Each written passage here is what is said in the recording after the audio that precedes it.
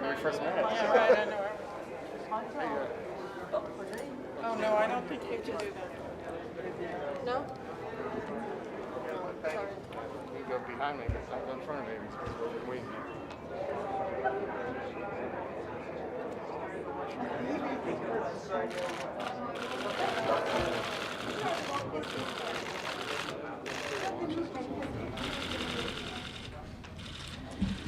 Good evening. Good to see you. For once, it's good to see journalists. Good evening. I'm just chaired a meeting of the ministers, foreign ministers of China, the Russian Federation, the United States, France, Germany, the UK, and Iran, during which we discussed the implementation of the nuclear deal with Iran. Can you hear me? It has been a frank, open, and in-depth discussion, during which we have agreed on the fact that all sides are implementing so far fully the agreement, as it has been certified by the IAEA 8 times for what concerns the nuclear commitments of Iran. The last time we received a report from the IAEA was just 10 days ago, and this was not under discussion. All agreed on this. No violations, and my sincere hope is that this is going to continue to be the case. The scope of the JCPOA, the scope of the nuclear deal is related to the nuclear program of Iran. There are other issues that are out of the scope of the agreement. There are other issues that are out of the scope of the agreement, and these issues might be tackled into different formats, different fora, including the fact that it's not a mystery, I guess, the United States is having a review on its own Iranian policy. This is out of the discussion of the JCPOA, out of the discussion of this format. We are sticking to the point that the nuclear agreement is working, is delivering, is functioning, and I can share with you that the general sense that we shared tonight with the ministers is that with the difficult times we're living in the world of today, with quite a good number of conflicts, crises, and a nuclear threat coming from a different part of the world, the international community cannot afford dismantling an agreement that is working and delivering. I would also like to underline one last point, and then I'll take a few questions, hoping to have the answers. That this is not a bilateral agreement. This is not an agreement that involves 6 or 7 parties. This is a UN Security Council resolution with an annex. And as such, all member states of the United Nations are considered to be bound to the implementation of it. So it doesn't belong to one country, to 6 countries, to 7 countries, to the European Union. It belongs to the international community. Thank you, Pamela Fox, CBS. Representative Mogherini, was there a discussion of the sunset clause or ballistic missiles on the part of the United States or anyone else? Did you agree to any discussion of changes? No discussion on changes. As I said, we're talking about UN Security Council resolution. I would like to read to you, if I can, because sometimes we forget what the text is about. So I'm glad to provide you the full 104 pages. We negotiated for more or less 12 years. I guess this is already an answer to your question about renegotiating parts of it.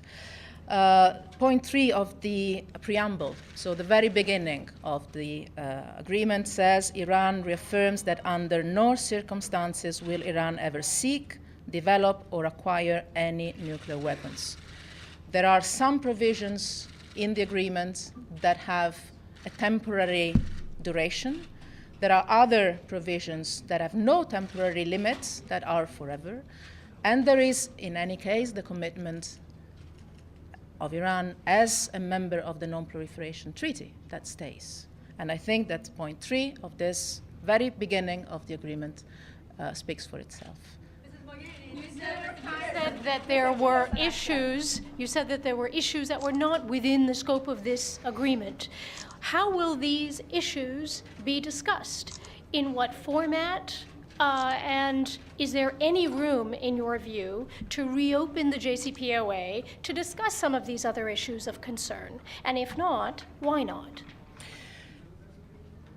As I said, the agreement is working and is delivering for its purpose, for what's in the agreement, which is a nuclear non-proliferation agreement.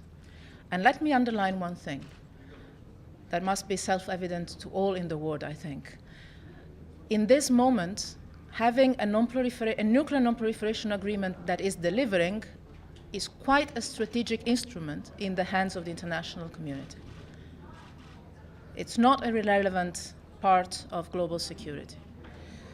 We already, wait. We already have one potential nuclear crisis. We definitely not need to go into a second one. This is an agreement that prevented a nuclear program and potentially prevented a military intervention. Let's not forget that back then. But to come to your question, there is no need to renegotiate parts of the agreement because the agreement is concerning a nuclear program and as such it's delivering. We all agreed on the fact that there is no violation, that the nuclear program related aspects, which is all the agreement, are being fulfilled. The agreement is about nuclear is fulfilled, the agreement is delivering. So there is no need to reopen the agreement because it's fully delivering. There are other issues, such as the crisis in Syria,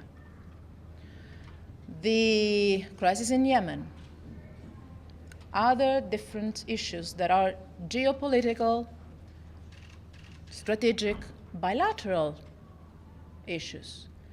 Do the United States and Iran want to have a multilateral discussion about their bilateral relations? Happy to set up a framework for that, but I don't think this is the discussion tonight. So what I'm saying is, the agreement is concerning the nuclear program. As such, it's delivering. We all agreed that all parties are fulfilling their commitments. That agreement is being implemented. If there are other issues, we can discuss other issues in other fora. Tomorrow, the European Union is hosting an event on Syria. 50 ministers will be there, we'll discuss Syria. Minister Zarif will be there, we'll discuss with him Syria there. This is not the purpose of the JCPOA. My role here as a chair of the Joint Commission that is monitoring the implementation of the agreement is this. The agreement is being implemented, it's working, it's delivering. It's not for one party or the other to certify this. It's for the IEA with its technical independent role to provide us reports, and it's for the entire Joint Commission to monitor the implementation of all its parts. Excuse me, Ms. Mogherini. President Trump said today that he had made up his mind about the nuclear deal. Did you get an indication of from Secretary Tillerson what that decision was? And also, when you say all of us agreed, did the U.S. also agree that Iran is in full compliance? Yes. Yes? Did the U.S. commit to remain into the agreement? Ms. Mogherini, did the U.S. commit to... The first part of my question, please. I'm not the spokesperson of President Trump. Did they discuss that? We didn't discuss that. Did the U.S. commit to remain into the agreement? Another question. We're discussing. But let me tell you one thing, because again, we've worked for 12 years on this, and every single word, starting from the title, has a meaning.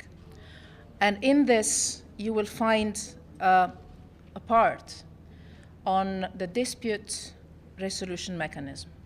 If there are problems of non-implementation by any of the sides, we have a mechanism to gather at deputies level or at ministerial level. We have some 4 weeks to find solutions. And as I said, it's a UN Security Council resolution. So don't imagine that one country does or dismantles the agreement. This is a UN Security Council resolution. Final question, BBC Persian. Was there discussion at all that if US leaves, what happens to JCPOA afterwards? No, we didn't discuss that. But I can tell you, as Europeans, here I'm not speaking on behalf of all the others, I'm speaking for the European Union. As Europeans, we will make sure that the agreement stays. Thanks. Very much. Can you explain how you're going to make the agreement stay?